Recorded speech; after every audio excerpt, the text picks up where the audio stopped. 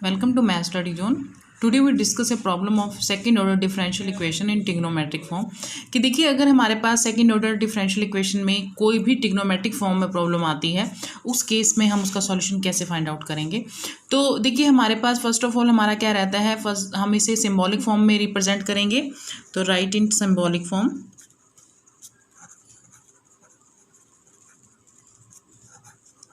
तो देखिए symbolic form में हमारा क्या रहेगा, जैसे डी क्यूब है, इसको हम तो इसको लिखेंगे हम डी क्यूब वाई।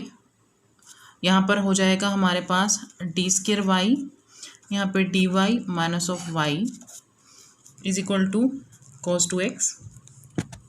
देखिए अब इसमें से हम वाई कॉमन ले सकते हैं, D cube plus D square minus D minus of one, यहाँ से y is equal to cos two x.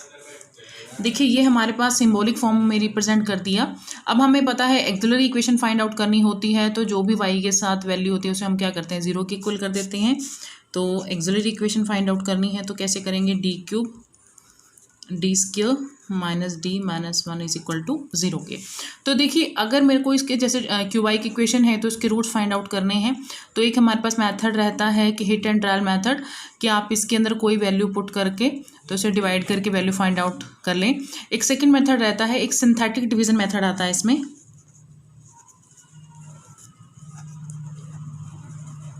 Division method, तो इससे हम कैसे सॉल्व करते हैं, जैसे हमारे पास डी क्यूब है तो इसका कोफिशिएंट वन है, इसका वन है, इसका माइनस वन है, यहाँ माइनस वन है।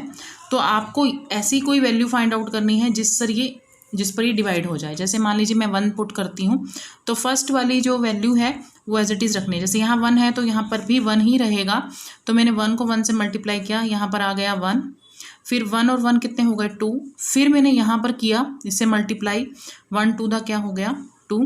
इसे जैसे ही मैं सब्ट्रैक्ट करूँगी क्या आ जाएगा, वन, वन वन दा क्या हो जाएगा, वन, और यहाँ पर ज़ीरो।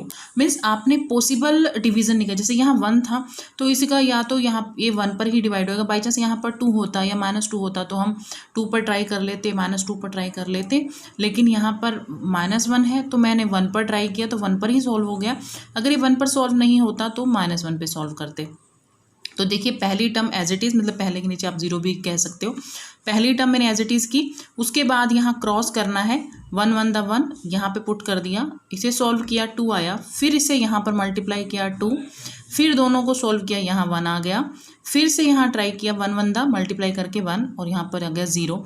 अब हमारे पास ये क्यूबाइक इक्वेशन है, किस में कन्वर्ट हो गई, ये क्वाड्रेटिक में। तो इसका फैक्टर एक और फाइंड आउट कर लेते हैं। तो वन पे देखिए ये नहीं होगा तो मैं माइनस वन ले लेती हूँ। जैसे माइनस वन लेती हूँ तो यहाँ पर क्या हो जाएगा, इसके लिए ज़ीरो मैंने आपको बोला था, वन, वन को वन से मल्टीप्लाई करेंगे that is minus one, solve किया वन आया, वन को फिर माइनस वन से किया माइनस वन, और ये क्या हो गया, ज़ीरो।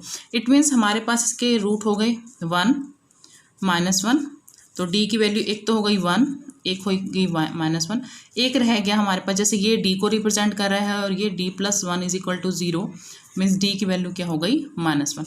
मीन्स हमारे पास दो तो इक्वल रूट्स आ गए और एक डिफरेंट आ गया। तो हमें पता है कि जब भी हमारे पास दो इक्वल रूट होते हैं और एक डिफरेंट होता है तो हमारा क्या बनेगा, C one E two X, C two C three X E minus of X, ये हमारे क्या बन जाएंगे, इसकी कॉम्प्लीमेंट्री फंक्शन बन जाएगा। अब हमें क्या निकालना है, इसका पर्टिकुलर फंक्शन फाइंड आउट करना है, वो कर लेते हैं। देखिए पर्टिकुलर इंटीग्रल का क्या रहता है, one upon F D into x. तो हमारे पास यहाँ पर हाँ जी पर्टिकुलर इंटीग्रल है one upon F D into x. तो हमारे पास फंक्शन किस में था, डी क्यूब में, that is D cube plus D square plus of minus of D minus of one, और यहाँ एक्स के प्लेस पर हमारे पास क्या है, कॉस टू एक्स है। तो हमारे पास क्या रूल होता है कि हमें क्या करना होता है, यहाँ पर जहाँ पर डी स्क्वेयर है वहाँ पर वैल्यू पुट करनी होती है। तो देखिए हमारे पास जैसे मैं वैल्यू पुट करूँगी तो डी क्यूब को मैं लिख सकती हूँ डी स्क्वेयर इंटू डी, ये हो गया D square D minus one. तो जब भी ट्रिग्नोमेट्रिक फंक्शन होगा तो डी स्क्वेयर के प्लेस पर हम क्या करेंगे, डी स्क्वेयर के प्लेस पर क्या होता है, minus of A square put होता है। तो यहाँ पर देखिए जैसे मैं करूँगी डी का एज इट इज़ रहेगा, यह आ जाएगा माइनस टू का स्क्वेयर, माइनस टू का स्क्वेयर डी माइनस वन। अब इसको हम सॉल्व कर लेते हैं। दिस इज़ -4d, यहाँ पर क्या हो जाएगा, माइनस का 4 हो जाएगा, -d -1 cos 2x। देखिए यहाँ पर -4 हो गया, यहाँ भी -4 हो गया, यहाँ d हो रही है। देखिए 4 और 1 कितने हो जाएंगे, 5d हो जाएगा, -5 cos 2x।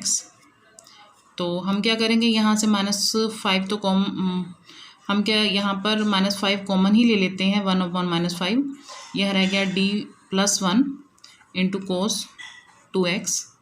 अब देखिए यहाँ पर d-1 है, तो आपका सेकेंड स्टेप मैंने क्या बताया था पर्टिकुलर इंटीग्रल में, कि जब भी ट्रिग्नोमेट्रिक में लास्ट लेक्चर में है ये, कि अगर हमारे पास होता है तो हम क्या करते हैं, इसको डी स्क्वायर में कन्वर्ट करने के लिए रैशनलाइज कर देते हैं। तो यहाँ d+1 था, इसको रैशनलाइज करेंगे तो यहाँ आ जाएगा d-1 cos 2x।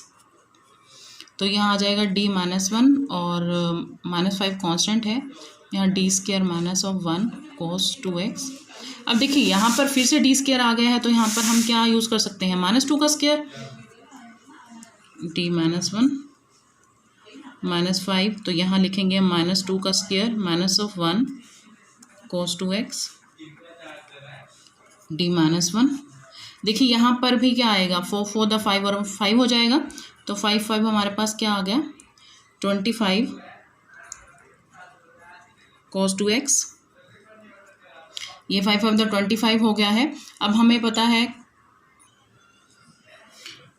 तो यहाँ हम क्या करेंगे, 1/25 derivative of cos 2x minus of cos 2x।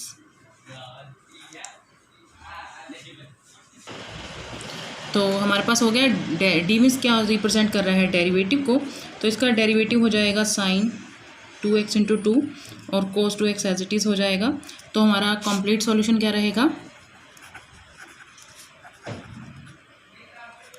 y = CF यानी complementary function plus particular integral. तो हमारे पास कॉम्प्लीमेंट्री फंक्शन क्या था, C1 C2 + C3x e-x, और पर्टिकुलर इंटीग्रल क्या है, 1/25 sin 2x into 2 minus cos 2x। तो यही हमारा इसका रिक्वायर्ड आंसर है।